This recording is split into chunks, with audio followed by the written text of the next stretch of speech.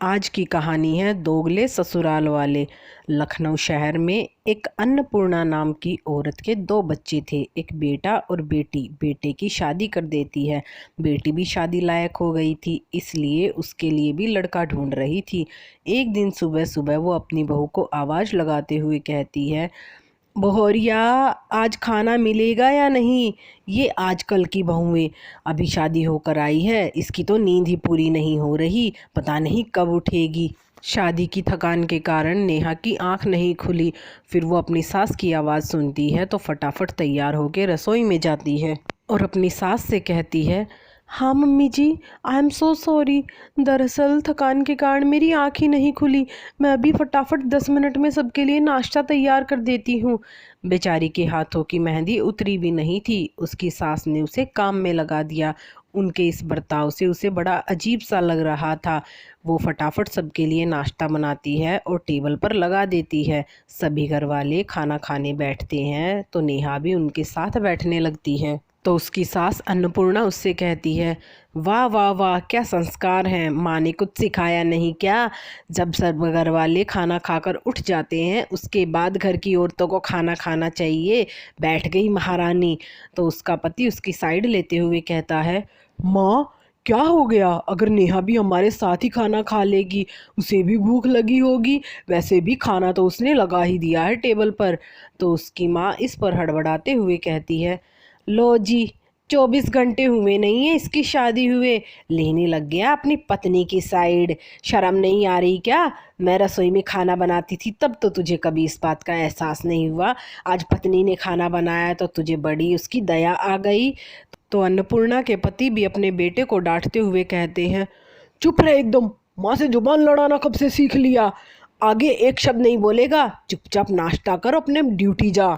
तो नेहा खड़ी हो जाती है और अपनी सास से कहती है, मम्मी जी, प्रिया दीदी कहाँ है? मैं उनको बुलाकर ले आऊँ क्या? वो अभी तक नाश्ते पर नहीं आई। तो उसकी सास कहती है, कोई ज़रूरत नहीं है, खबरदार उसको 11 बजे से पहले उठाया। वो हमेशा 11 बजे ही उठती है। वो अगर उसकी नींद जल्दी खुल गई तो उसके सिर में दर्द हो जाएगा, उसको उठाने के लिए बिल्कुल नहीं जाना। तो नेहा कहती है, ठीक है मम्मी जी। और सभी खाना खाने लग जाते हैं। वहीं प्रिया आराम से 11 बजे के करीब उठती है और अपने कमरे से ही आवाज़ लगाती है, mummy mummy, where is my coffee? तो नेहा कॉफ़ी बनाकर उसके लिए लेकर जाती है। जब वो कॉफ़ी की पहले सिप लेती है तो कहती है, मम्मी यू नो ना, मुझे सिर्फ सुबह सुबह आपके हाथ की कॉफ़ी चाहिए, तो ये क्यों बनाकर लाई है मेरे लिए कॉफ़ी? तो उसकी सास उसे कहती है, बेटा तुझे पता है ना, हरदम मेरे हाथ की कॉफ़ी तो तुझे मिलेगी नहीं। अब तो बेटा तू आदत डाल ही ले, आगे तुझे अगले घर भी जाना है। ससुराल जाकर तो मैं तेरे साथ कॉफ़ी बना कर देने वाली हूँ नहीं। और हाँ बेटा, शाम को तुझे लड़के वाले देखने आ रहे हैं, इसलिए नहा धोकर रेडी हो जा। सभी लोग उनकी तैयारी में लग जाते हैं। वहीं नेहा भी जाकर खाना बनाने लगती है। तो उसकी सास रसोई में जाती है और कहती है, नेहा खाने में कचौरी, समोसे और मिठाई बना देना। तो नेहा अपनी सास से कहती है, मम्मी जी, मैं इतना सब कैसे बनाऊंगी? मुझे तो रसोई में सामान कहाँ रखा है ये तक नहीं पता, इसीलिए मेरी हेल्प करने वाला एक तो रसोई में चाहिए ही। तो उसकी सास इस पर गुस्सा हो जाती है, लेकिन उसे कुछ नहीं कहती और गुस्से में रसोई से निकल जाती है और जाकर कमरे में अपनी बहन को फ़ोन लगाती है और कहती है, पता नहीं ये रश्मि आजकल की बहुएं, इनसे तो कोई काम कह दो होता ही नहीं। एक हमारी सास थी, अगर थोड़ा सा भी सामान इधर उधर हो जाए तो आसमान सिर पर उठा लेती थी, पता नहीं क्या क्या सुनाती रहती थी। हम तो सहन करके काम में लगे रहते थे और इन्हें तो एक काम बताने पर ही इन पर तो जैसे आसमान सा टूट पड़ता है। इनको तो कुछ बोलो ही मत, पता नहीं कलेजे को ठंडक कब मिलेगी। उनकी ये बातें नेहा सुन लेती है। अपनी सास के मुंह से अपने लिए ऐसे कड़वे शब्द सुनकर उसकी आंखों में आंसू आ जाते हैं, लेकिन वो किसी से कुछ नहीं कहती और चुपचाप जाकर रसोई में खाना बनाने लग जाती है। फिर शाम को जब लड़के वाले आते हैं तो प्रिया सबके सामने खाना परोसती है। तो उसकी माँ लड़कों वालों से कहती है, अजी, मेरी बेटी सुबह से लगी हुई है, देखिए आपके लिए कितना सारा भोजन बनाया है।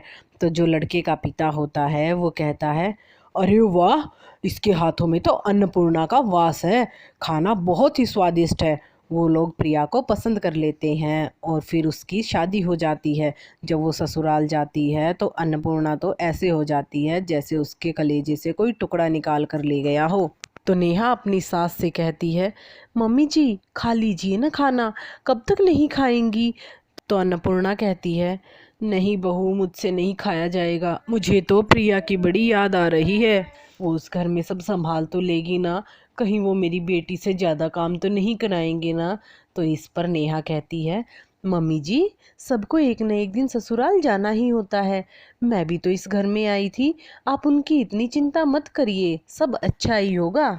तभी अन्नपूर्णा के फ़ोन पर प्रिया का फ़ोन आता है और वो फ़ोन उठाती है तो प्रिया रोने लग जाती है और कहती है, मम्मी ये लोग तो सुबह सुबह 8 बजे ही मुझे उठा देते हैं, इतनी जल्दी कौन उठाता है? और अभी तो मैं नई नवेली दुल्हन हूँ, मेरे हाथों की मेहंदी भी नहीं उतरी है और मुझे खाना बनाने के लिए रसोई में घुसा दिया।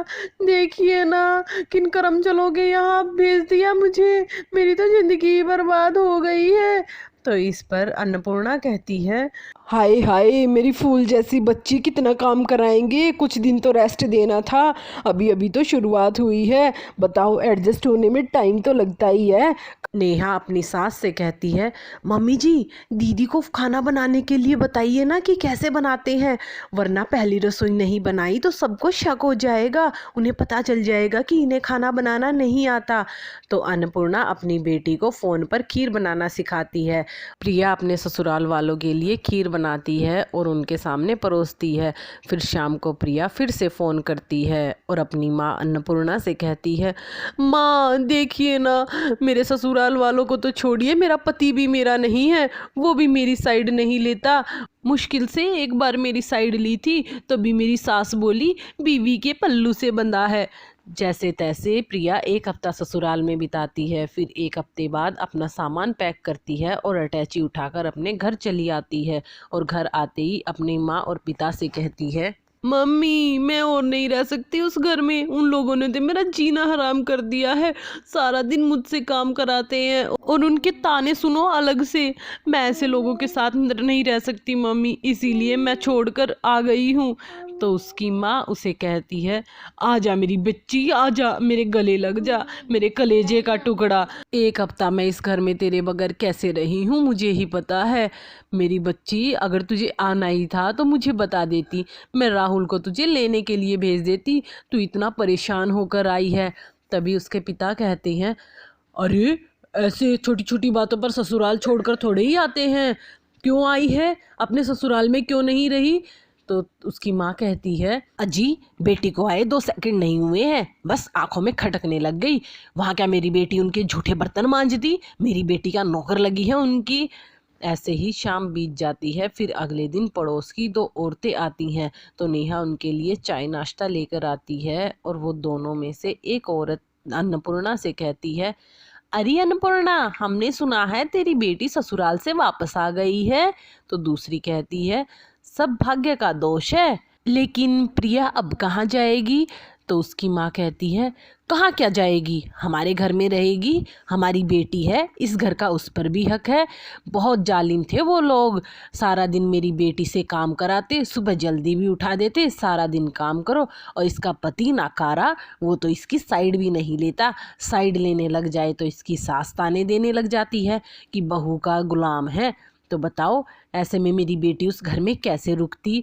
तो उनमें से एक औरत कहती है, अरे वाह अन्नपूर्णा, तू तो बड़ी दोगली है, बहू के साथ ये सब करती है तो तुझे कुछ फर्क नहीं पड़ता, अब बेटी के साथ ऐसा हुआ तो तुझे उस पर दया आ रही है। तेरी बहू भी तो सारा दिन रसोई में लगी रहती है, घर का सारा काम करती है, सुबह जल्दी उठती है, और तू तो उसे फ़ोन पर अपने मायके वालों से बात भी नहीं करने देती, क्या वो किसी की बेटी नहीं है? तो दूसरी औरत कहती है, हाँ अन्नपूर्णा, तुझे ये तेरे कर्मों का फल मिला है, जैसे कर्म तूने अपनी बहू के साथ किए तेरी बेटी के साथ वैसा ही हुआ, खैर हमें क्या, तेरी गृहस्थी है, तुझे देखनी है।